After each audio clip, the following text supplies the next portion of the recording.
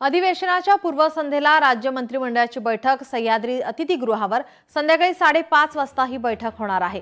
मंत्री उपमुख्यमंत्र्यांसह सर्व मंत्री या बैठकीला उपस्थित राहणार आहेत। हिंदी भाषेवर सुरू असणाऱ्या वादावर चर्चेची शक्यता आहे। पावसाळी अधिवेशनाबाबत रणनीती ठरण्याचीही शक्यता वर्तवण्यात येत आहे। आजच्या बैठकीमध्ये हिंदी भाषेवर सुरू असणाऱ्या वादावर चर्चा होण्याची शक्यता आहे। अधिवेशनाआधी हिंदी भाषेवरून सुरू असलेल्या वादावर पडदा टाकला जाणार का, याकडे आता सर्वांचं लक्ष असेल।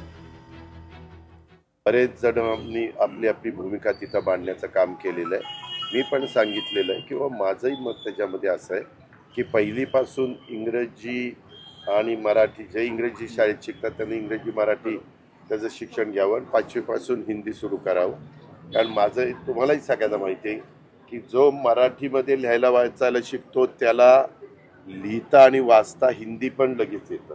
मराठी शिकल्यावर तो हिंदी पण येतो, कारण तीच लिपी तीच आहे, त्याच्यावर ती अडचण नाही।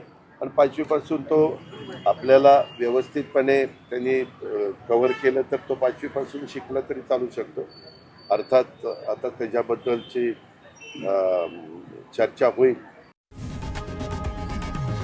लोकशाही मराठी ऐका, पहा, जागरूक रहा।